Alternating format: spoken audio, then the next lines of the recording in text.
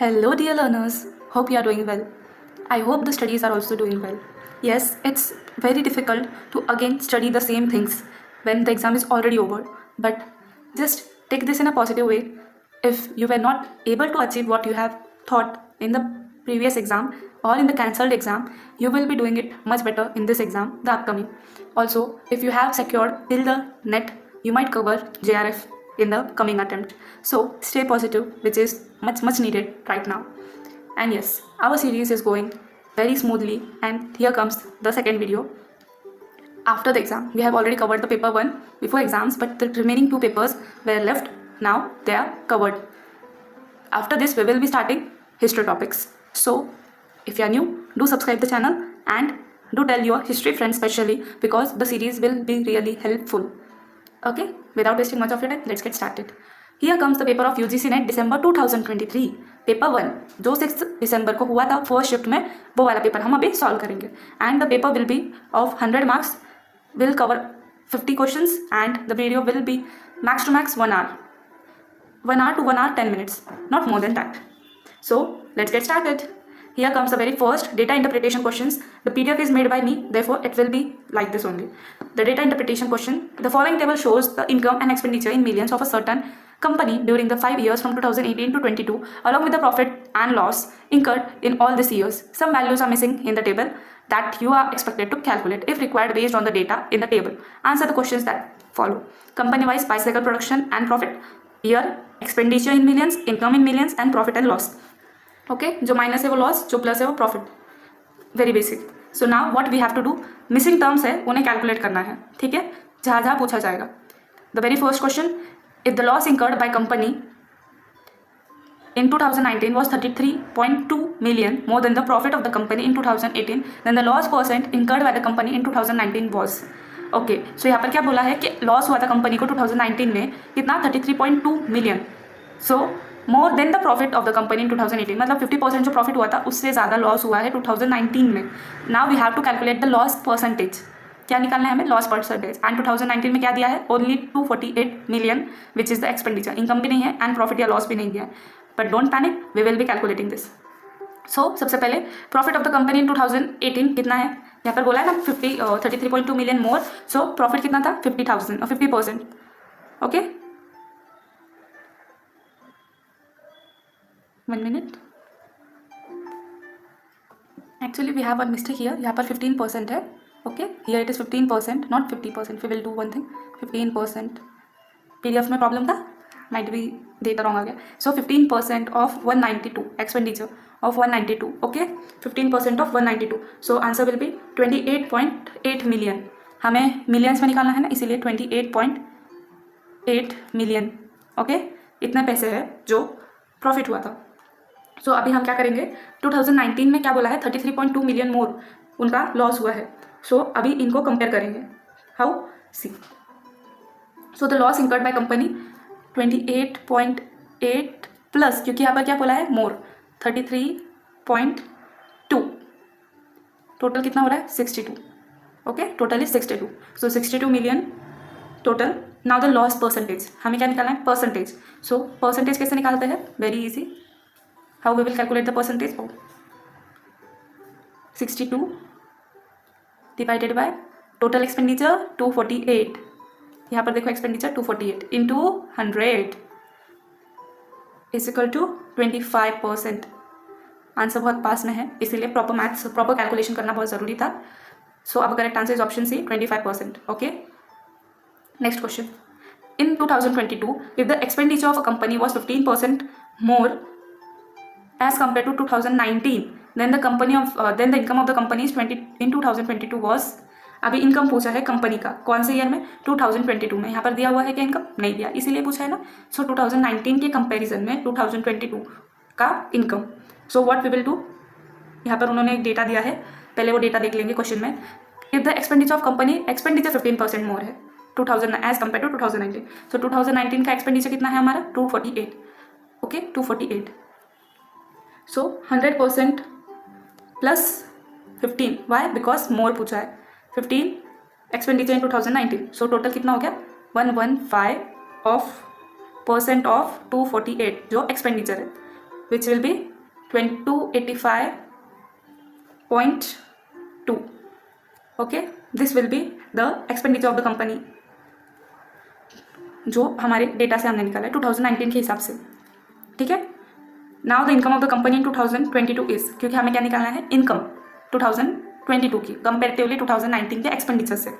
सो 285.2 plus, और यहाँ पर आएगा -12%, क्योंकि कंपनी का लॉस होता है 12%, into 285.2. Expenditure plus profit into expenditure.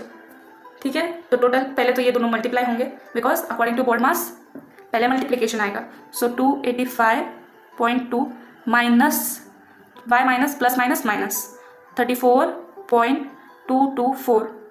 Okay, 34.224. अभी ये तो बहुत ईजी कैलकुलेशन है. 250 आ रहा है आंसर. 250 पर पॉइंट भी कैलकुलेट करना पड़ेगा. 976. 250.976 is the correct answer. Option 1. Okay, okay with you all. हमने क्या निकाला है, 15% more of the expenditure of 2019. तो ये जो 248 है, इसका 15% मोर था एक्सपेंडिचर, किसका, इनका 2022 वालों का. ये क्या हो गया, 285.2. ये हो गया नया एक्सपेंडिचर जो हमने कैलकुलेट किया है. ठीक है. Next question.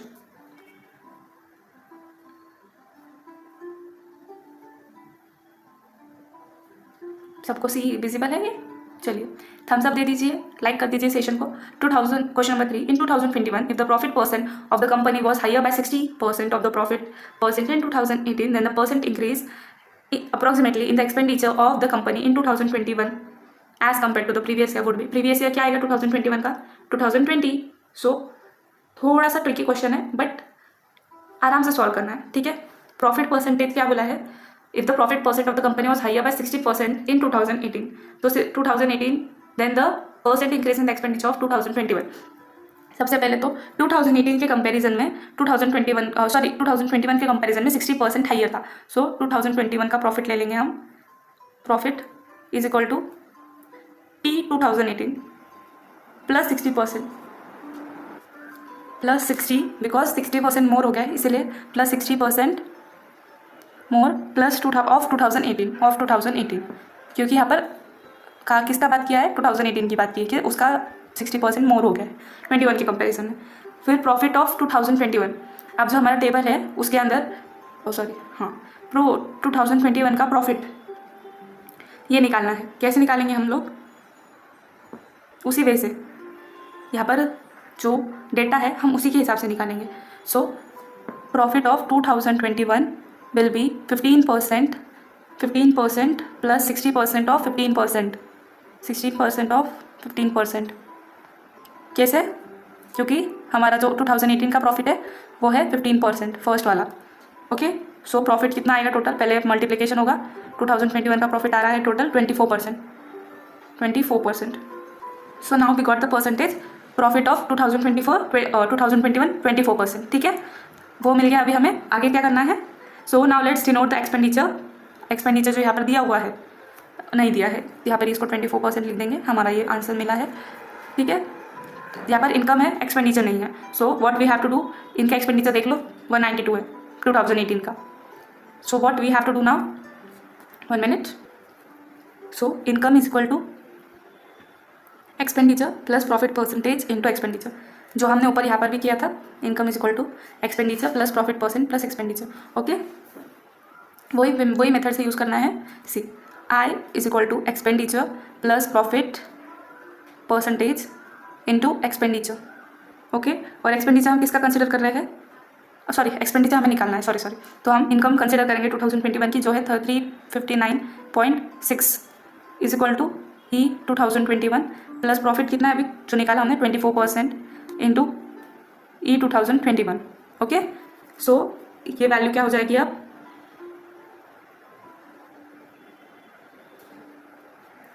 $1.24 into E 2021 is equal to 359.6. E 1.24 कैसे आया है, सो यहाँ पर जो है इसको हम 1 कंसिडर करेंगे.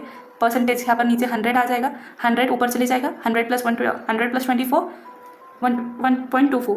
क्यों, तो ये ऊपर 124 फिर जो ये नीचे वाला 100 है, ये 124 है, जो नीचे वाला 100 है वो ऊपर जाकर पॉइंट हो जाता है, तो इसीलिए ये हो गया है 1.24। ओके, इस वजह से निकाला है। थोड़ा सा तो मैथ्स पार्ट स्ट्रांग हो जाएगा अगर प्रैक्टिस अच्छे से करोगे तो, बाकी तो कोई ऑप्शन नहीं है। सो E21 expenditure of 2021 very easy way, divide कर दो, इसे नीचे ले 359.6 divided by 1.24, so answer will B 290, approx answer 290।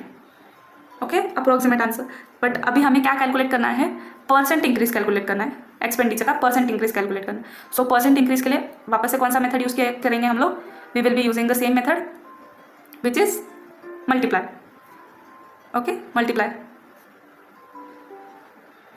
So now see 290 minus 210 divided by 210 into 100। क्यों, तो ये 210 हमने 210 क्या लिया है, जो यहाँ का प्रीवियस ईयर, जो उन्होंने बोला ना प्रीवियस ईयर का एक्सपेंडिचर, तो वो है 210 as compare to previous year. ठीक है, so now see 290 minus 210 80 into 100 divided by 210। Okay, ये कट हो जाएगा 21 800 बाय 2100, अप्रॉक्सीमेटली आंसर आएगा 38.1%। Okay, so our correct answer is option 4, 38%। 38% is the correct answer। चलिए, होप यू अंडरस्टैंड। नहीं आया है तो मुझे कमेंट्स करके बताओ, मैं कमेंट्स में भी हेल्प करती हूँ। अगर आप न्यू है मेरे चैनल पर तो you might not knowing that I do help everyone who has even a single doubt, so do let me know in the comment section. Now we will be focusing on the next question, what is the average of the income of the company in 2018 and 2021। Average income पूछा है company का। अभी हमने average income का question किया नहीं है एक भी, बट एवरेज निकालना सबसे इजी थिंग है। ठीक है, सबसे पहले तो फर्स्ट वाले का एक्सपेंडिचर 192 था और प्रॉफिट 15%, 192 प्लस 15% ऑफ 192 इंटू 192। क्यों, तो अभी हमने इनकम का ऊपर फॉर्मूला देखा था, यहाँ पर ही देखा है, सी दिस फॉर्मूला, ये देखो, income is equal to expenditure plus profit plus into expenditure. So the answer will be 220.8। And next income 1, income 2 of 2020, ये है 2110 प्लस 20% बिकॉज वहाँ पर भी प्रॉफिट हुआ इंटू 210। ठीक है, सी I will give you the evidence also. See यहाँ पर एक्सपेंडिचर और this is the profit. Next question, sorry, so यहाँ पर हम उसी वे में चेक करेंगे। इसका वैल्यू आएगा total 252। Average 220.8 plus 252 divided by 2, so total will be 236.4 in million, option 2, 236.4। next question, profit in 2020 is percent more than in 2018। कितने percent more है ये पूछा है। ओके, दोनों के कंपैरिजन में profit in 2020 is dash percent more than in 2018, how many percentage. So यहाँ पर पहले हम देख लेंगे कि क्या प्रॉफिट्स हुए दोनों के। प्रॉफिट इन 2018 है 15% एंड 2020 है 20%। what we have to do is calculate, किस तरह से, सी। सो नाउ प्रॉफिट इन 2018 कैसे निकालेंगे, 0.15। वो 0.15 क्यों हो गया है, 15/100 की वजह से हो गया ये 0.15। ठीक है, सो नाउ 0.15 इंटू 192 क्यों लेंगे, because of the expenditure which is 28.8। सबसे पहले क्वेश्चन में भी हमने ये वैल्यू निकाली थी। नाउ प्रॉफिट इन 2020, ये 18 है, ये 20 का है, प्रॉफिट इन 2020, सो 0.2 क्योंकि 20/100, ये कट ये ऊपर एक ही जीरो आ रहा है, 0.2। नेक्स्ट, सो इंटू 210 क्या है, expenditure, so it will be 42। Now we have to compare 42 minus 28.8 divide by 28.8 because नीचे मोर देन 2018 बोला, इसीलिए नीचे 28 आएगा इंटू 100 विच इज़ 42 माइनस 28 13.2। ओके, 13.2 into 100 divide by 28.8, so the correct answer will be 45.83 45.83%। Okay, correct answer is option 3। Hope you understand. थोड़ा सा maths part में थोड़ा टाइम ज़्यादा लगता है. And now we will increase the speed of our explanations. Question number 6. Which of the following steps were taken by the University Grants Commission during the second 5-year plan? UGC से steps कौन से लिए थे? Introduction of 5-year degree course, improvement in libraries and laboratories, increase in the salaries of university teachers, no new departments were approved in the university. Hindi was made the optional medium of instruction besides local language in all Indian universities. So इसका correct answer है option 1 A, B, C only. Okay, A, B, C only is the correct answer. University grants commission कब set up होता है? 1956 में, to promote and coordinate university education in India. During the second 5-year plan, which was in 1956 to 61, the UGC took steps like introduction of 3-year degree, improvement in libraries and laboratories, and increase in the salaries. Okay? No new departments were approved in the university. Of course, departments were approved. Hindi was made the optional medium of instruction beside local languages. Hindi? No, Hindi was not made. Okay? Next question. Which of the following belong to the field of proxemies in communication? Which of the following, ये communication से related topic है. So which of the following belongs to the field of proxemies in communication? Facial expressions, crowding, territoriality, personal space, eye contact. Now we all know what all involves communication. And the correct answer is option 2 B, C, D only. जैसे कि crowding, territoriality and personal space. Okay? Proxemics in the field of communication. Proxemics क्या है? It is a study of how humans use and perceive space in communication. So crowding includes the study of crowd and how people react to different levels of crowding. Okay? In their environment. Like individual जो लोग रहते हैं crowds में उसके ऊपर observation focus करना.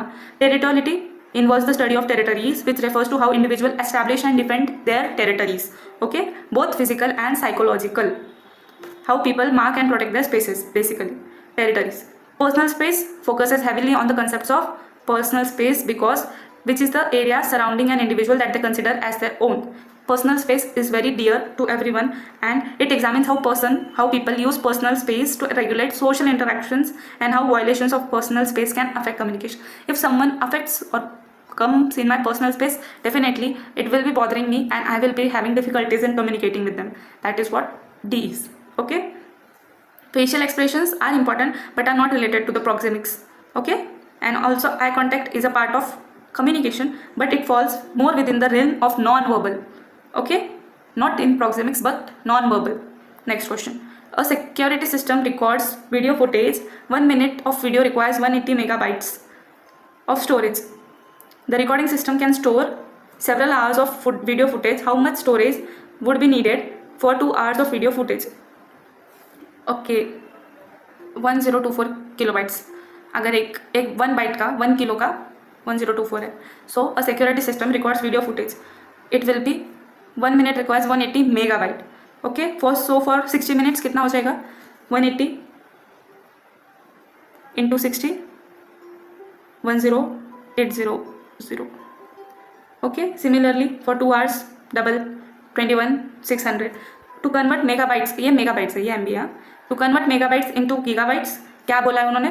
1 GB is equal to, यहाँ पर किलो है. Similarly 1 GB is equal to 1024 megabytes. 1024 megabytes. So यहाँ पर उन्होंने कितने आवर्स के लिए बोला है? 2 आवर्स के लिए. ये 1 आवर है. This is for 1 hour. Now 2 hours के लिए हमने क्या कंसिडर किया था? 2 टाइम्स ऑफ 108. इसको 2 into 2 कर देना है 2 आवर्स के लिए. It will B 21600 megabytes. अभी 21600 मेगाबाइट्स को गीगाबाइट्स में कन्वर्ट करना है. सो it will B 21600 divided by 1024 GB. Okay, answer will be 21.09, which is approximately 21.1 gigabytes. Okay, next question. Find the term in the following letter series: AM, GJ, MG, SD. Okay, missing term है, उसे find करना है. A से लेकर M, G से लेकर J, M से लेकर G and S से लेकर D. Okay, first is forward then backward. So क्या करना है इसके लिए? As I always say in my videos, first do write ABCD from A to Z and that too in the number form, like A के नीचे 1, B के नीचे 2, इस वे में रफ एरिया में हमेशा लिख कर रख देना एग्जाम स्टार्ट होने के पहले, लाइक जब एग्जाम जैसे स्टार्ट होता है उस टाइम पर, बिकॉज वो बहुत हैंडी हो जाता है जब आप ऐसे क्वेश्चन सॉल्व करते हैं. सो यहाँ पर क्या बोला है उन्होंने, क्या डिफरेंस रहेगा और जो मिसिंग टर्म है उसके लिए, मिसिंग टर्म इसके आगे का. सो A to G and M to J, okay, इनमें डिफरेंस A से G के बीच का डिफरेंस है +6 यहाँ पर A B C D E F G C 1 2 3 4 5 and ये 6 +6. फिर उसी की जगह M और J के बीच में K L M, okay, -3. Similarly G to M कितना डिफरेंस आएगा, G H I J K L M 1 2 3 4 5 6 +6 यहाँ पर है J के बाद में G, again -3 1 2 3 -3. Similarly S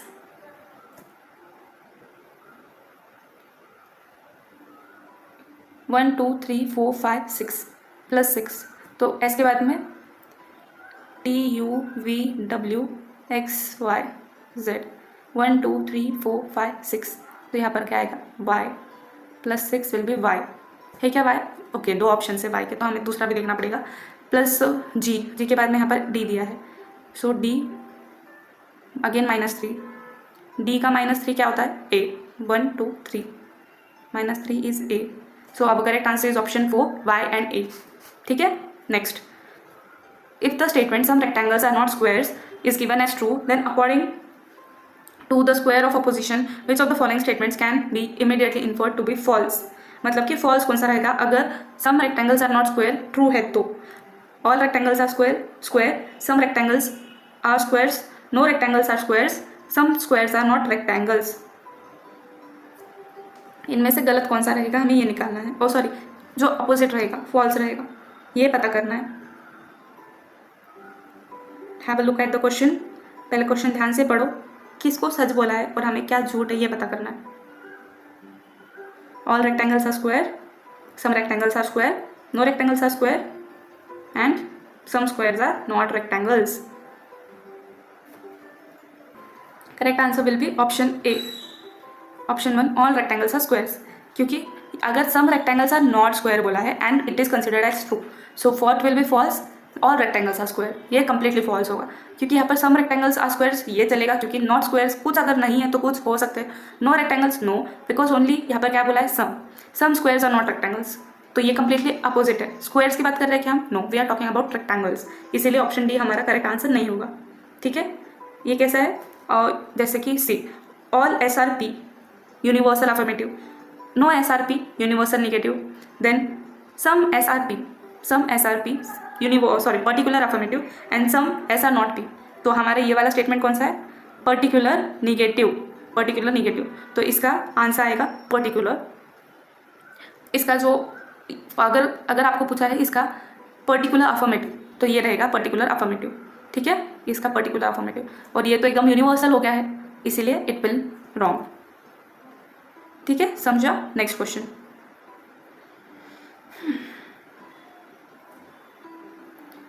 given below two statements, one is labeled as assertion, another is labeled as reason. Assertion, DDT bioaccumulates in tissues of many species including humans. DDT is relatively insoluble in water but readily soluble in fats and oils. In the light of above statements, choose the most appropriate answer from the options given below. ये किससे related है, DDT. ठीक है, DDT is a chemical used in various industries. In fact food grains में भी use होता है DDT, पहले हुआ करता था, but due to its various harmful disadvantages इसे कम कर दिया है यूज़ में, मोस्टली तो बैन ही हो गया है. सो क्या पूछा गया है DDT के बारे में, 2 स्टेटमेंट्स है, असर्शन एंड रीजनिंग. अगर असर्शन एंड रीजनिंग का एकदम सिंपल ट्रिक बताओ क्या, तो अगर असर्शन को रीज़न फॉलो कर रहा है, ओके, अगर असर्शन के रिलेटेड ही रीज़न है तो most of the time option 1 रहता है. ठीक है, मोस्ट ऑफ द टाइम, ऐसा ज़रूरी नहीं है, कभी कभी स्टेटमेंट्स रॉन्ग भी हो जाते हैं. सो मोस्टली होता है वैसे ही, बट यहाँ पर क्या बोला है, सी यहाँ पर बोला है DDT molecule bio accumulates in tissues में बायो एक्यूमुलेट होता है, okay, and including humans also, many species including humans. क्यों? तो वो इनसॉल्युबल है वाटर में, but it is readily soluble in fats and oils, इस रीज़न से। So number 1 is correct. बोला था ना, अगर दोनों एक दूसरे को फॉलो करेंगे तो वो सही रहेंगे। थोड़ा सा कंफ्यूज करने में मुझे भी मज़ा आता है। It helps me to see if you are attentive in the class or not. So both A and R are correct and R is the correct explanation of A. DDT bioaccumulates in the tissue and it is dichlorophenyl trichloroethane. Ethane मुझे actually इसका name याद नहीं आ रहा था। सो डाइक्लोरोडाइफिनिल ट्राइक्लोरोइथेन, a synthetic pesticide. Okay, it has the ability to bioaccumulate and therefore it has very harmful effects and the use of it is prohibited a lot. Next question.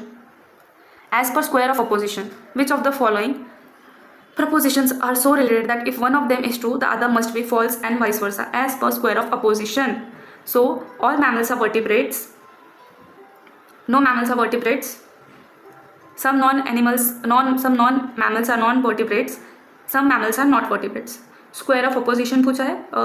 There is a very easy trick to remember square of oppositions. See, our correct answer is option 1, A and D only. दोनों opposite statements, दोनों same. See, as per the square so related that is one of them is true, other must be false and vice versa. ठीक है, अगर एक true है तो दूसरा false रहना चाहिए। All mammals are vertebrates, it is a true statements. सब मैमल्स आर नॉन वर्टिब्रेट्स, ठीक है, नॉट वर्टिब्रेट्स, ये फॉल्स हो गया because mammals are vertebrates. Mammal सबसे हाईएस्ट क्लास है and they are the vertebrates. जो लोअर क्लास वाले थे उन्हें इनवर्टिब्रेट्स बोलते हैं, जो दूसरे फाइलम से बिलोंग करते हैं, बट मैमल फाइलम से जो बिलोंग करते हैं they are all vertebrates along with pisces, aves, जो फिशेज रहते हैं, जो बर्ड्स रहते हैं उनके साथ में। Okay, and this not vertebrates is false statement and that is what square of opposition is. Okay, according to square of opposition in traditional logic there are 4 types of categories, जो हमने अभी ऊपर discuss की थी। कैसे? Universal affirmative, universal negative, particular affirmative, particular negative. Okay, each type of proposition has specific relation with other. Okay, so यहाँ पर क्या बोला है ए में कि ये वाला यूनिवर्सल अफर्मेटिव है, यूनिवर्सल अफर्मेटिव, बट ये है यूनिवर्सल पर्टिकुलर निगेटिव, जैसे ऊपर वाले क्वेश्चन में था वैसे ही, इसीलिए ये दोनों मैच नहीं करते। ये यूनिवर्सल निगेटिव आता है एंड ये तो निगेटिव ही है। Okay, next question. In the arithmetic series having 50 terms, the first and the last terms are 3 and 199 respectively. What is the sum of the series? Again there is a calculation part. So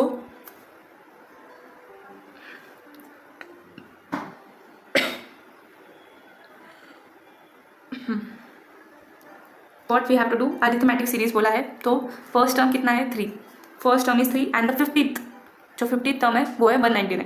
first है 3, 50th 199।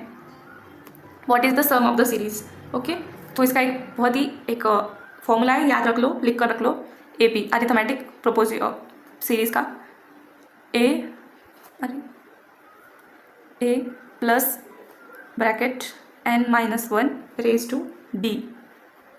Okay, तो यहाँ पर क्या है, ये sum of n terms in AP। बनू, ये nth term के लिए है और यहाँ पर अगर आपको सम करना है, जब अगर nth टर्म फाइंड करना है तो ये वाला, और अगर सम फाइंड करना है तो सी n/2 2a plus n-1 into d, ये है सम के लिए, और हमें कौन सा लगने वाला है? सम वाला ही लगने वाला है। ओके, हमें अभी कौन सी ज़रूरत है? सम वाले इसकी ज़रूरत है। So now let's put the values. ये लिख कर रखो, ये बहुत काम आता है। 50th term according to question 50th term. So we have, हमें डी फाइंड करना है पर हमारे पास डी नहीं है। Okay, so we have to calculate D is the common difference, जो बीच में आता है ना डी, वो कॉमन डिफरेंस है और वो हमारे पास में नहीं है। So we have to do that one. 3 + 50 - 1, यहाँ पर ये डी, सो 3 + 49 डी, 3 + 49 डी। ओके, मैंने यहाँ पर रेस टू नहीं है, मैं ये चीज़ गलत कर दी। ओके, सॉरी, ये रेस टू नहीं है, इंटू डी है, 49 इंटू डी, सो 49 डी। यहाँ पर one more thing, 50th term हमारे पास में ऑलरेडी है, यहाँ पर जो 50 वाला हमने लिखा है 50th, इट इज़ 199। ठीक है. सो 199 minus 3 is equal to 49D. 196 divided by 49 is equal to D. So D is equal to 4. 4 से आता है 196 49. So now we have to calculate the sum. How we will calculate? We have the nth term, we have every data. nth term कितना है 50 by 2. 2 into first term which is 3 plus 50 minus 1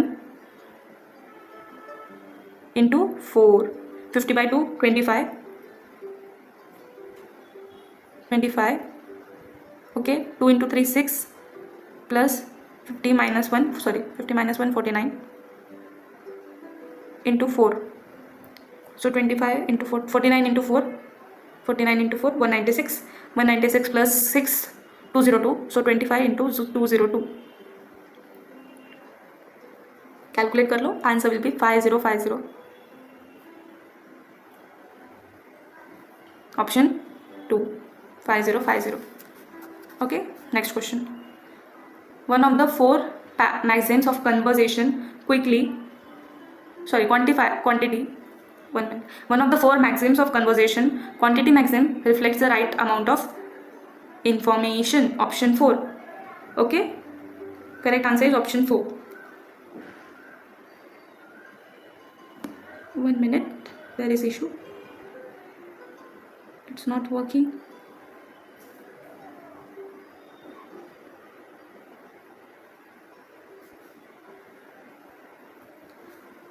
So क्या पूछा यहाँ पर?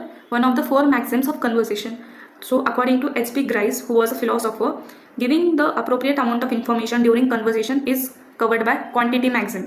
ठीक है, quantity maxim किसे reflect करता है? इंफॉर्मेशन को. If you give the accurate information, appropriate information, it will be covered by the quantity maxim. So Grice cooperative principle states that in order to achieve effective communication, participants in conversation are typically expected to contribute the appropriate amount of information. ठीक है, और उसी का part आता है quantitative maxim emphasizes the importance of contributing the sufficient amount of information. बाकी के जो वर्ड्स है उनका क्या मीनिंग है? पैराग्राम are fundamental models or frameworks used in particular field. Okay, not related to conversation. Syntagms refer to combination of words that form a grammatical unit. ये भी directly conversation से या इन्फॉर्मेशन से रिलेटेड नहीं है. और similes, it is figure of speech जहाँ पर यूज़ किया जाता है लाइक और एज. सिमिली मेटाफर, ये जैसा होता है मेटाफर में कुछ भी यूज़ नहीं किया जाता है, बट सिमिली में लाइक और एज यूज़ किया जाता है. Next question. As a train moving at a speed of 63 kilometre per hour enters the railway station and crosses the platform in 20 seconds. If the length of train is 100 meter, what is the length of the platform?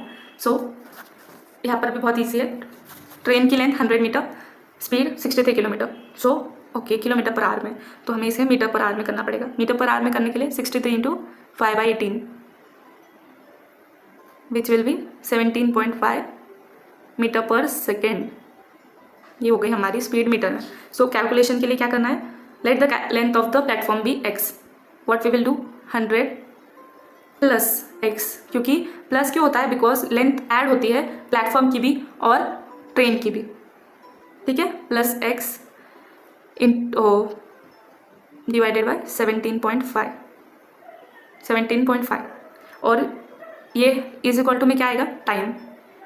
Is equal to में time आएगा. Time का है ये method. Time see actually speed का formula है ये. Speed का formula क्या होता है? Speed is equal to distance by time. तो हमने ये वाला मेथड यूज़ किया. ओके, स्पीड का फॉर्मूला यूज़ कर लिया because we were already having the speed. So 100 plus X 17.5 into 20 कितना होता है? 350. ये हो जाएगा 350 is equal to 100 plus X. तो 100 plus X 350 minus 100 is equal to X which will be 250. तो हमारे प्लेटफॉर्म की लेंथ कितनी हो गई? 250. Option is option 3 250. Okay, next question. Which among the following is an open source software for data analysis? Option 3 R. Open source data analysis के लिए which is the software? Correct answer is option 1 minute. Option 3 R. R is a programming language and software environment for statistical computing and graphics. It is free and open source software, which means that anyone can use it and modify it and redistribute. मतलब add जो R है वो कौन use करते हैं, जैसे कि statisticians, data miners, data scientist, ये सब लोग. क्यों? तो data manipulation, statistical analysis, data visualization, text mining, इनके लिए. R has a very large and active community of users and developers who contribute to its development and support. ठीक है. SPSS क्या है? Statistical package for the social sciences. क्यों? तो analysis करना है सोशल साइंस. कमर्शियल सॉफ्टवेयर है, IBM ने प्रोवाइड किया हुआ. मतलब यानी कि matrix laboratory, high level language and interactive environment for numerical computation, visualization and programming. It is also developed by maths work and उन्हीं का है, ये ओपन सोर्स नहीं. And minitab, it is a statistic package commonly used for quality improvement. It is commercial and not an open source. सिर्फ R ही है जो open source है. Okay. When the primary function of communication is to convey new information, it is referential function. It is known as referential function.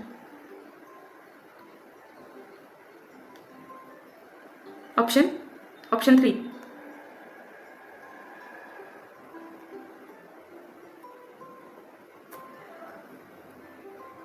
Referential function of language is one of the 6 functions. ये किसने identify किया है? Roman Jacobson. तो a linguistic and theoretic theorist. Literally theorist. So it primarily aims to convey factual information, centers on the context or referent, predominantly used in scientific, technical and journalistic academic communication. Basically उन्होंने 6 functions दिया था language का. रिफरेंशियल जो factual information को convey करता है, to convey new information. Emotive, express the speaker's emotion. Conative, influences the behavior or response of receiver. Metalingual, clarifies language. And poetic, focuses on aesthetic qualities. Okay. Next question. Question number 18. Identify the sampling issue that are problematic in online service. So many people use more than one internet service provider. Every person has only one unique email address. A household may have one computer with several users. Internet users are biased sample of population. तो यहाँ पर क्या पूछा है उन्होंने? प्रॉब्लमेटिक्स इन online service. तो जो B है वो तो प्रॉब्लम नहीं है, because everyone has unique email address, so it won't be the problem. बाकी के 3 ऑप्शंस देखो. Therefore, our correct answer will be A, C, D. है क्या answer? A, C, D? Yes, option D. Match list 1 with list 2. List 1, graphical user interface term and their descriptions. In window, icon, menu, pointer. Correct answer है option 3. सबसे पहले window का 4, A का 4 represents an area on the screen that displays information for a specific program. ठीक है. फिर icon है 1, represents a folder or a program can be seen within a window or free standing on the screen. Icons होते हैं ना, mobiles पर भी होते हैं. Menu, option 2, contains list of options for a certain program. Food menu and on our phones there are menus. Pointer, use to select menu options or icons or close or open windows. ठीक है, easy था ये वाला, computer का एकदम basic knowledge. The university of Punjab was established at Lahore in 1882 to reduce the burden of the university. Lahore की university क्यों establish की गई थी? कौन सी यूनिवर्सिटी का बर्डन कम करने के लिए एस्टैब्लिश की गई थी? तो it is option 2, Calcutta. Okay. University of Punjab was established in 1882 at Lahore which is currently in Pakistan. The university of Calcutta had jurisdiction over a vast area of north India, also the Pakistan area. इसीलिए उसका burden कम करने के लिए Calcutta university, जो 1857 में बनी थी along with Bombay and Madras university, तो उसी का लोड कम करने के लिए बनी थी Punjab university. Okay. Next, given below are the 2 statements. In teacher-centered learning, that the teacher gives up traditional decision-making roles and chooses instead the role of facilitator who focuses on students' feelings. Statement 2. In learner-centered method, the teacher attempts to see the world as the students see it, creating an atmosphere of empathetic communication. In the light of above statement, choose the most appropriate. So, ये दोनों statements एक बार अच्छे से पढ़ो. You will get the answer because it is very easy.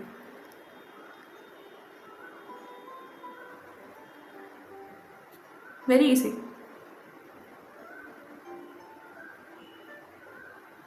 I guess I should help you with the answer. Correct answer is option 4. 1 is correct, incorrect but 2 is correct. पहला वाला incorrect है but 2 second वाला तो बहुत correct है. Okay, वो तो पढ़कर ही ध्यान में आ गया. 1 is why incorrect. यहाँ पर क्या बोला? In teacher centre, teacher gives up the traditional decision of making role. No, teacher continues with the decision making role and chooses the role of facilitator. Okay, chooses instead the role of facilitator, no. So ये जो traditional method है teacher centre involves the teacher as the main source of knowledge and authority. So students उसमें passive रहते हैं and they receive the information. Okay, but learner centre में students के ऊपर ज़्यादा फोकस होता है and they are more self directed, deeper understanding is increased and learning self learning होती है इसमें, and because of that critical thinking भी बढ़ती है. Next question, in comparison to secondary computer storage primary storage is slower, more expensive per unit of storage and persistent, faster, less expensive per unit storage and persistent, per unit of storage and persistent, faster, more expensive per unit of storage and not persistent, faster, less expensive per unit of storage and not persistent.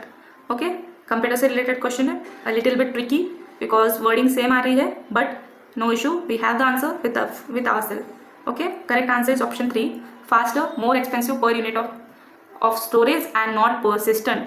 Compare किया है secondary computer को primary storage computer के according. ठीक है, primary storage कौन सा थे, faster थे, but more expensive per unit of storage थे and they were not persistent. ठीक है, primary also known as main memory और प्राइमरी मेमोरी. तो इसकी स्पीड फास्टर होती है because of the random access memory, and it is directly accessible by CPU. Okay, cost primary का expensive होता है as compare to secondary because of its design and speed, quick access, फिर वो advance भी होता है. परसिस्टेंसी के मामले में ये वोलाटाइल है. It's used for data that the system is currently working with and as opposed for long term storage. Persistent नहीं है. Okay, by the way secondary की स्पीड कम होती है बट वो लेस एक्सपेंसिव है एंड परसिस्टेंट भी है, लॉन्ग टर्म डेटा स्टोरेज के लिए काम आता है. Question number 23, according statement based है. According to Buddhism, linguistic communication should be used to adopt moral stance. Critical introspection is not preferred by Buddhist as a part of intrapersonal communication. Correct answer option 3, 1 correct है, second वाला wrong है. Okay, according to Buddhism, it emphasizes the importance of ethical conduct and morals. Therefore, it will be more better to spread it through the linguistic language, जो लोगों की language है उससे. और critical introspection is not preferred by Buddhist. ये वाला statement wrong है. They actually encourages critical introspection as a means of understanding self and one's place in the world. खुद को जानने के लिए. ओके, क्रिटिकली खुद को इंट्रोस्पेक्ट करना जरूरी है. The Buddha taught that we should examine our thoughts and words and actions to see if they are in line with our values. इसे क्या बोलते हैं, self reflection. Next question, which of the following was recommended by the Hunter Commission? Abolition of higher education in India, restricting women's entry into college, participation of private enterprises in higher education, encouraging establishment of more and more public universities in rural India. Correct answer, participation of private enterprise in higher education. Hunter Commission 1882 by the government of British government to inquire into the state of education in India. Okay, इसमें कुछ recommendations दिए हैं जैसे कि private expansion of private enterprise in higher education, private colleges और universities उन्हें भी लाना चाहिए. Commission also recommended government provide financial assistance to private institutions to help them improve their quality. Okay, बाकी सारे स्टेटमेंट्स रॉन्ग है. नेक्स्ट, असर्शन एंड रीजनिंग वाला है. So assertion, no test provides a perfect picture of students ability and skills. A test is only one small sample of students performance in the light of the. Okay, reason मिट गया है. Oh no, I guess मेरे PDF में. Okay, इसका reason actually लिखा नहीं है इसमें. ये क्वेश्चन ही हम अभी के लिए ड्रॉप कर देते हैं फिर. सॉरी, एक्चुअली इसमें ऐसा है reason, a test is only one sample. Okay, actually ये ऊपर आ गया है ये reason. Okay, no test provides a perfect picture of students ability and skills. Test is only one small sample of students performance. तो correct answer क्या आएगा, 1, क्योंकि दोनों एक ही चीज़ के बारे में बात कर रहे हैं, टेस्ट के बारे में. And our reason is supporting the assertion. Next question, identify the similarities between the quantitative and qualitative research. Similarities पता करनी है. Both are concern with data reduction, both are concern with variation in data, both lay emphasis on contextual understanding, both lay emphasis on generalization, both are concerned with answering research questions. What we have to do, we have to identify the similarities between both. ठीक है, it is option 4 A, B and E only. जैसे कि both are concerned with data reduction, variation in data, and ई both are concern with answering research questions. ये ई तो common है सब में, okay. Both lay emphasis on generalization is a wrong statement, क्योंकि quantitative often seeks to generalize findings but qualitative में generalization नहीं होता है, okay. It focuses more on understanding specific context. And one more, C वाला भी wrong है, both lay emphasis on contextual understanding. Qualitative में contextual understanding आता है, क्वांटिटेटिव में नहीं आता है। Next question, which of the following are the components of pedagogical analysis of teaching and learning? Objective formulation, selection of teaching methods and materials, content analysis, selection of evaluation devices. क्या पूछा है यहाँ पर? Which are the components of pedagogical analysis? Correct answer है सारे के सारे option 3 A B C D। Objective formulation, selection of teaching methods and materials, content analysis, selection of evaluation devices are the components of pedagogical analysis of teaching and learning. Objectives, defining clear and learning objectives essential for crafting the effective teaching, okay। फिर वही students को भी help करता है। Selection of teaching methods like lectures, discussions, group work, फिर text books use करेंगे या फिर टेक्नोलॉजी का यूज़ करेंगे। Content analysis, to understand the depth and the complexity of the content before teaching it, just like I do. I read and I make my own answers before delivering it to you. And selection of evaluation, जैसे कि test लेंगे या projects देंगे, observation करेंगे उस वे में, ठीक है। Next question, question number 28, what is the correct sequence of steps followed from initial to last during water treatment process? कौन से स्टेप्स यूज करेंगे? Coagulation, filtration, screening and sedimentation. Correct answer है option 3 C D A B। सबसे पहले हम करेंगे screening, फिर हम देखेंगे सेडिमेंटेशन, फिर हम करेंगे कोएगुलेशन और लास्ट में होगा इन सबका filtration. Screening is the process where large objects like leaves or any debris are removed. Then sedimentation, suspended particles settle to the bottom of water due to the gravity, वो नीचे बैठ जाते हैं जो heavy particles. Coagulation involves adding chemicals, coagulation में chemicals add करते हैं, हमने कल वाले वीडियो में भी देखा था। To destabilize and clump together smaller suspended particles, okay. Larger बड़ा बनाने के लिए उसे एक साथ में उन्हें कोएगुलेट करते हैं, मिला देते हैं। एंड फिल्ट्रेशन क्या होता है? सस्पेंडेड पार्टिकल्स जो भी माइक्रोब्स इंप्योरिटीज है उन्हें फिल्टर आउट कर देते हैं। एंड ये अलग अलग टाइप के होते हैं, जैसे sand filtration, activated carbon filtration और मेम्ब्रेन फिल्ट्रेशन। प्यूरिफिकेशन के ऊपर डिपेंड करता है। उसके बाद में और चीज़ें आती है जैसे disinfection, pH adjustment and chemical balancing और फिर स्टोरेज एंड डिस्ट्रीब्यूशन। ये है स्टेप्स, ओके। टोटल 7 स्टेप्स आते हैं। The sum and difference of 2 numbers are 19 and 17 respectively. What is the sum of their squares? Okay, sum पहले sum कितना है? x + y 19, x - y 7, difference 7 का है। सो by the method of elimination we get 2x minus 2x कितने हो रहे हैं? 26, 19 + 7 26, 2x, क्योंकि ये प्लस माइनस कैंसिल हो जाएगा। 2x = 26। सिमिलरली x की वैल्यू कितनी आ जाएगी? 13। सो यहाँ पर x पुट ऑन कर लो, 13 + y = 19। सो y की वैल्यू क्या मिल जाएगी अभी? 19 - 13 which is 6, okay। Now we have to calculate what is the sum of their squares. So sum of their squares, 13 square plus 6 square, 13 का स्क्वायर कितना होता है? 169 प्लस 36। करेक्ट आंसर है 205, है ना इजी? Option 3, option 3। आगे बढ़ेंगे। अकॉर्डिंग टू 2 स्टेटमेंट्स है।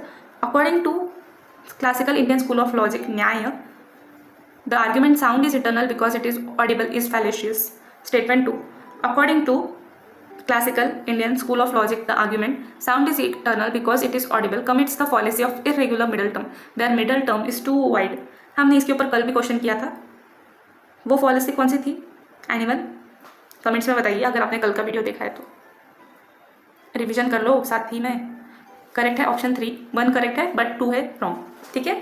इट इज़ ऑडिबल इज फॉलिशियस, कल हमने देखा था कि वो एक फॉलिसी है एंड हमने उसके ऊपर बात भी की थी, बट जो सेकेंड स्टेटमेंट है वो रॉन्ग है। सी फर्स्ट वाला क्यों करेक्ट है? इन न्याय, जो कि Indian classical school of logic है, sound is eternal because it is audible is considered fallacious. Sound is audible does not logically lead to conclusion, but it will be eternal. But ignorance of cause, ये वाली फॉलोसी का use करके हम लोग ये वाला conclusion establish करते हैं और इन दोनों के बीच में कनेक्शन एस्टैब्लिश करते हैं. Ignorance of cause is the fallacy committed. ठीक है. एंड सेकेंड वाला जो है कि according to sound is eternal because it is audible commits the fallacy of irregular middle term, the term that connects the subject and predicate. Syllogism. So यहाँ पर जो है middle term refers to situation where middle term is a syllogism. Okay. But ये properly define नहीं किया हुआ है, इसीलिए it is not a valid conclusion. Okay.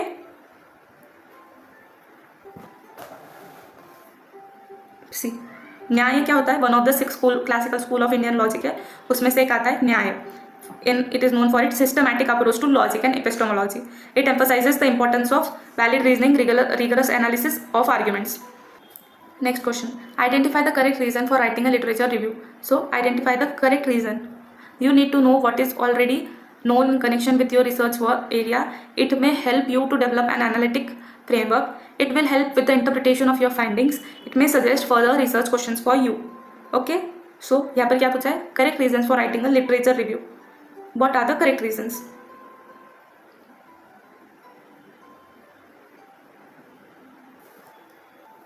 Correct answer ये सारे option A B C D. Okay. Actually आज थोड़ा लो स्पीड लो हो गया इसका, चल नहीं रहा है फास्ट. नो प्रॉब्लम, हम कल तक ठीक कर लेंगे. Identify the correct reason. Okay. You have to know you need to know what is already known in connection with your research. पता रहना चाहिए कि क्या क्या आपको ऑलरेडी पता है और लोगों को भी पता है आपके रिसर्च के regarding. Okay. Then it may help you to develop an analytic framework. Analytic framework develop होगा. The literature review provides insight into different theoretical perspectives and methodologies जो पहले भी यूज़ की गई है, एंड इसी से आपका एक प्रॉपर रोबस्ट एनालिटिक फ्रेमवर्क भी तैयार होगा. Help in interpretation of your findings. So you gain context and comparative data that assist in interpreting own research. Okay. And D it may suggest further research questions for you. Identifying gaps of unanswered question in the literature can inspire new research directions. ठीक है. अगर कुछ रह गया है पहले जिन्होंने research की उनसे, तो आप उसको आइडेंटिफाई करके आंसर कर सकते हो. That is what was my reason for starting this YouTube journey, because there are many who can't connect with the teachers or the YouTube channels, but I am here to connect with you all through the Telegram channel, through the comment section. भर के comments करो, कोई issue नहीं है. I am there to answer your every doubt. Next 32. Even below are the 2 statements. Millennium Development Goals were mainly targeted at developing or poor countries. Okay, Sustainable Development Goals (SDGs) are targeted at all countries whether developing or poor. ये दोनों के बारे में बोला है, MDGs and SDGs. तो ये लोग किसको टारगेट करते हैं ये पता रहना चाहिए इसके लिए.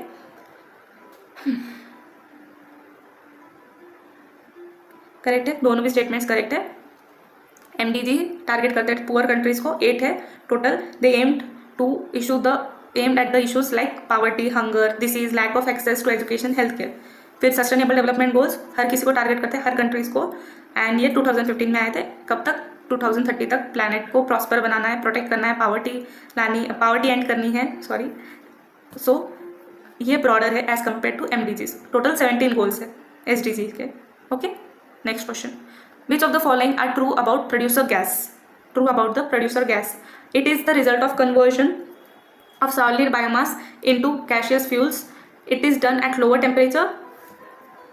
It can be used as fuel in internal combustion engines. It is produced in the complete absence of oxygen.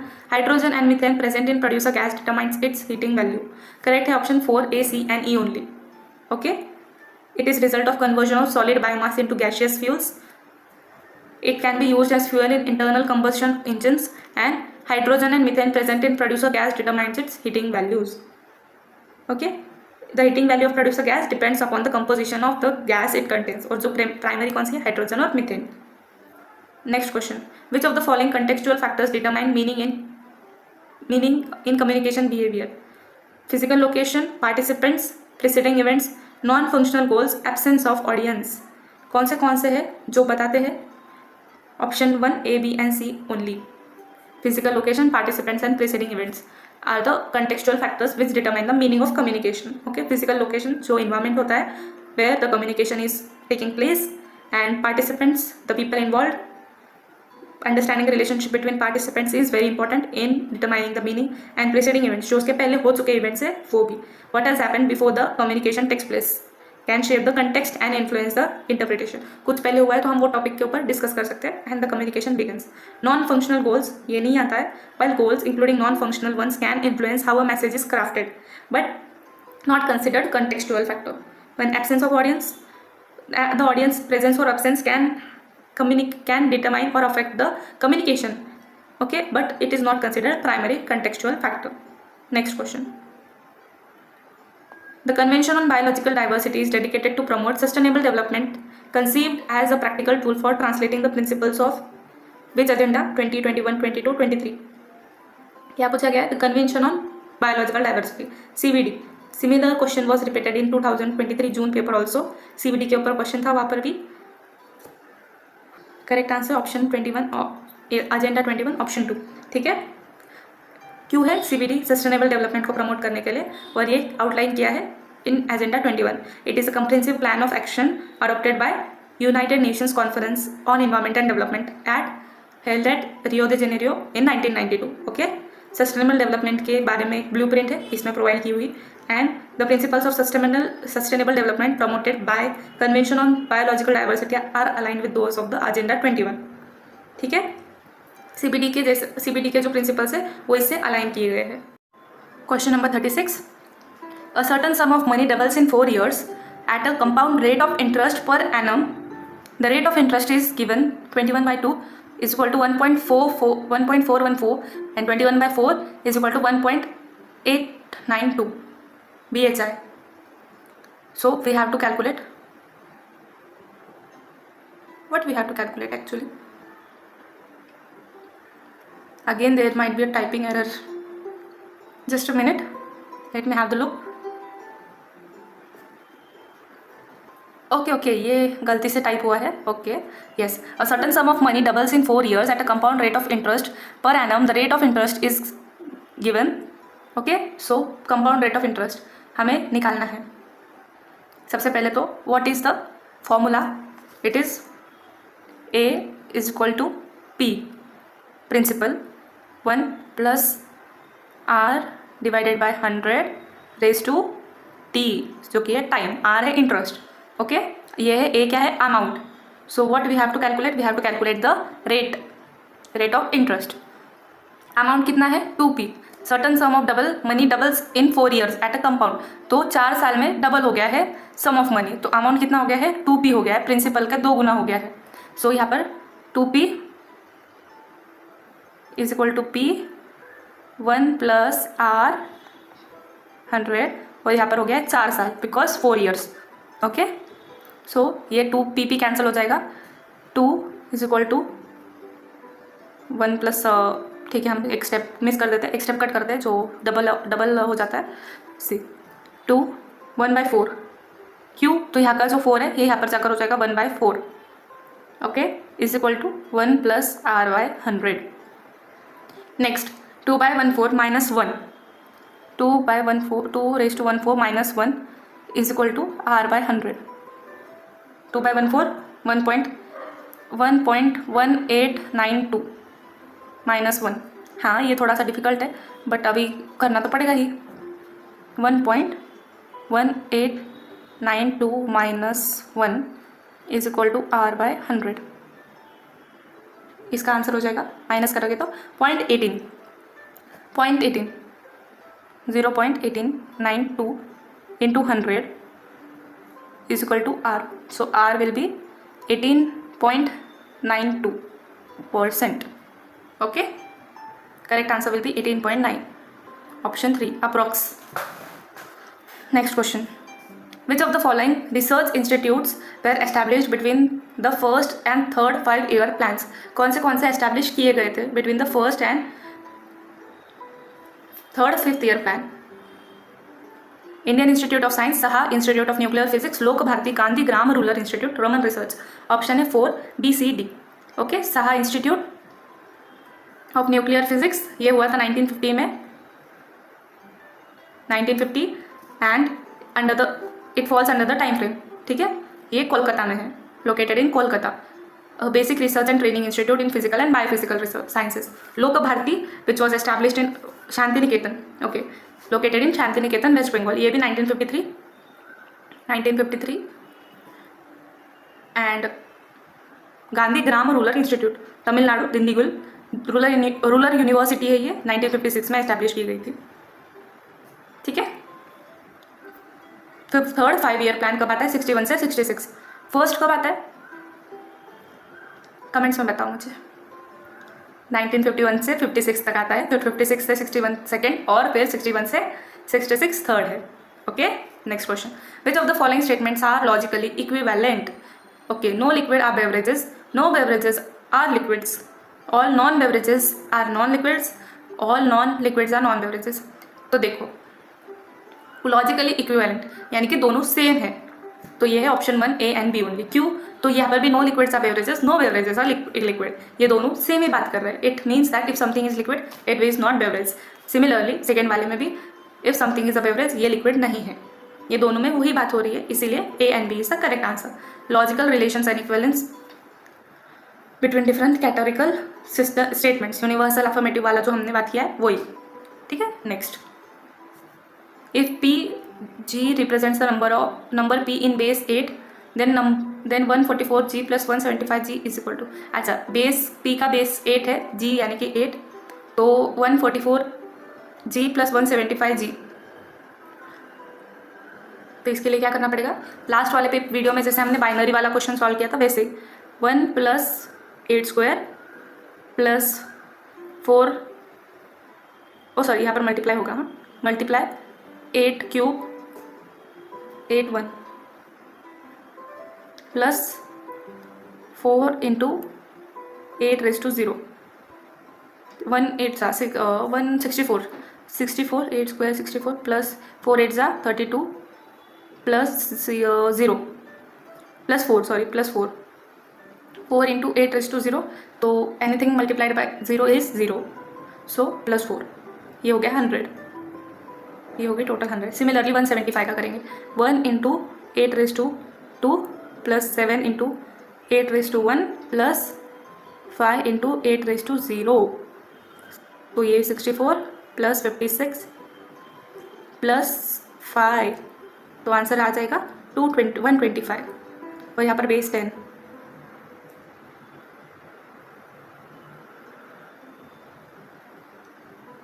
Okay. Now 100 10 100. अभी इसको, हाँ, अभी इन दोनों को प्लस करना है, जो ये दोनों आई ना, 100 बेस 10 प्लस 125 बेस 10.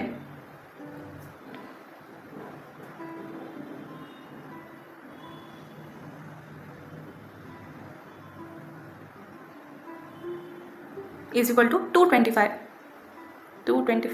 बेस, अरे यार यहाँ पर लिखना पड़ेगा नीचे, 1 मिनट. 225 और उसका बेस क्या हो गया है 10. ठीक है.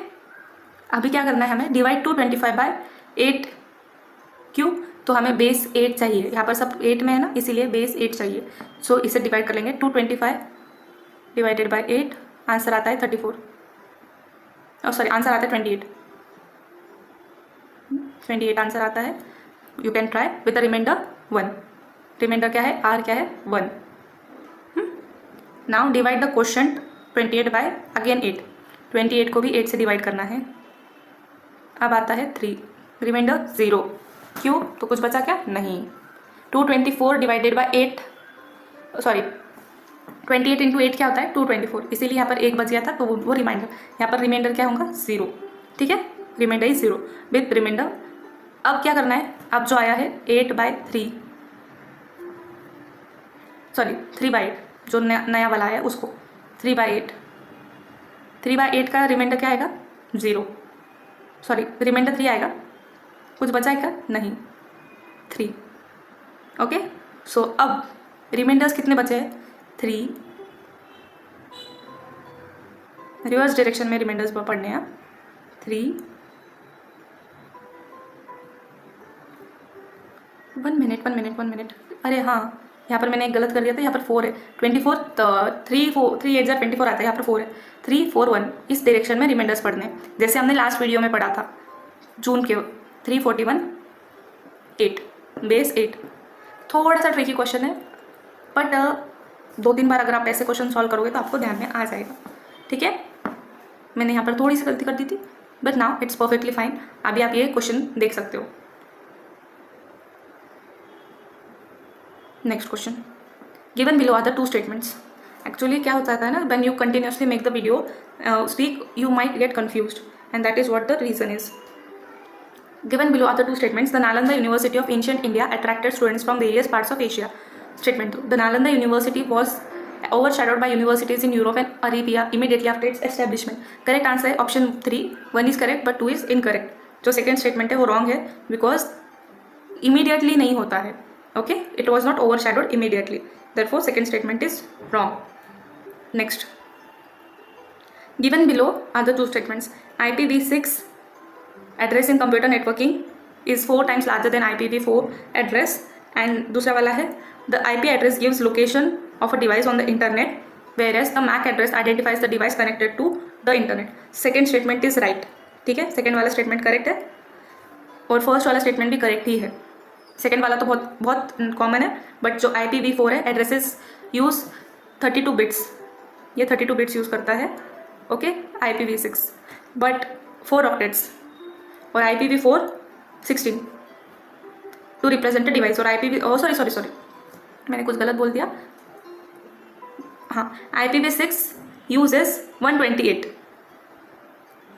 बिट्स, और IPv4 ये 4 ऑक्टेट्स 16 ऑक्टेट्स, डबल, इसका डबल बोला है ना 4 टाइम्स, तो इसके 16 ऑक्टेट्स आते हैं, और IPv4 क्या आते हैं 128, 32 bits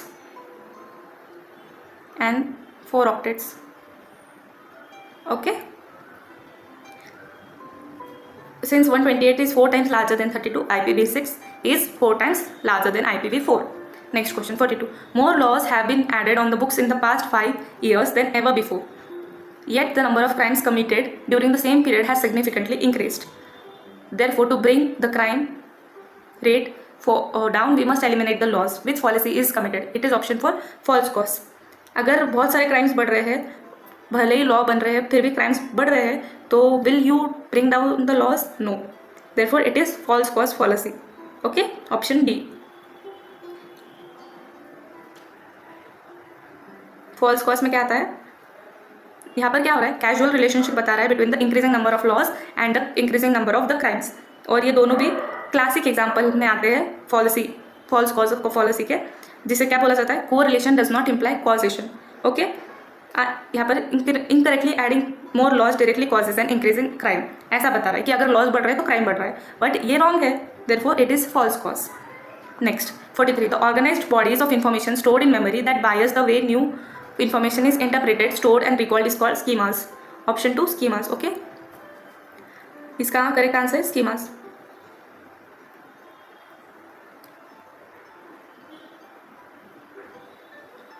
These are the organized bodies of knowledge stored in memory.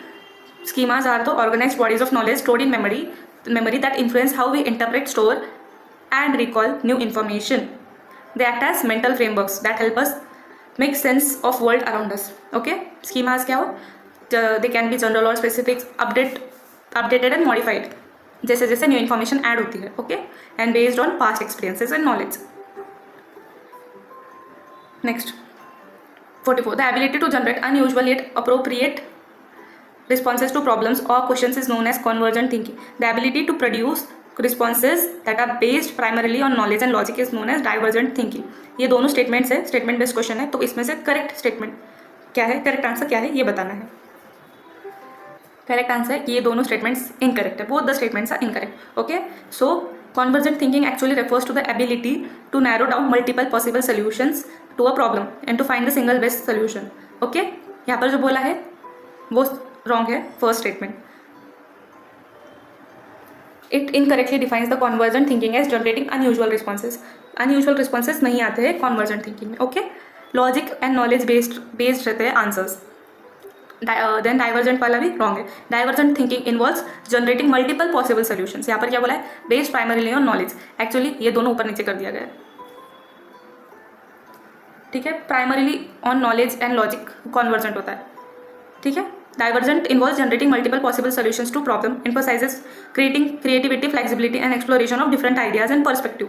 ठीक है, leads to variety of responses, जो ऊपर दिया है, and rather than one, and therefore encourages exploring various possibilities. Next, an epistemological position that advocates the application of methods of the natural science to study of social reality and beyond refers to positivism. Option 1, positivism is an epistemological position that originates from philosophy of science. It argues the application of methods and approaches used in the natural sciences. ठीक है, इनके objectives क्या, features क्या है? एम्पिरिज्म, objectivity, scientific method, logical positivism, criticism, ये सारे features है positivism के. नेक्स्ट क्वेश्चन, अब ये पैसेज है, पीडीएफ मैं टेलीग्राम चैनल पर प्रोवाइड कर रही हूँ, आप वहाँ पर आराम से पैसेज पढ़ लेना. Now we will not go through the passage reading, directly answers दे दूंगी मैं. Okay, what is essential for building the nation of our dreams? What is essential? Value based education. ये पैसेज बेस्ड ही है question. Then school should not, school statement है, schools should only be centers of education, youngsters form a minimal part of our population. ये दोनों भी statements incorrect है. Okay, both the statements are incorrect. Next, a good examination system should recognize child's creativity, recognize the child's individuality, encourages rote learning, encourages new thinking. Option 1 A, B, D. Rote learning को कोई encourage करेगा क्या? नहीं. रट्टा मारने को कोई encourages नहीं करते. Good examination system. 49. A child becomes an enlightened human being as a result of the value-based education received at home only, in school only, at home, in school and in society only between the ages of 5 and 16. Correct है option 3 C and E, ये दोनों statements. Okay, next, who needs to have an integrated mission education with a good value system at home and in school? Parents and teachers. All the questions are given from the passage. So now with this we conclude today's video. Hope you like it. Do like, share and subscribe. अगर new हो तो subscribe ज़रूर कीजिए, आगे और अच्छे videos आएंगे. And yes, spread the word among your friends. Thank you for watching.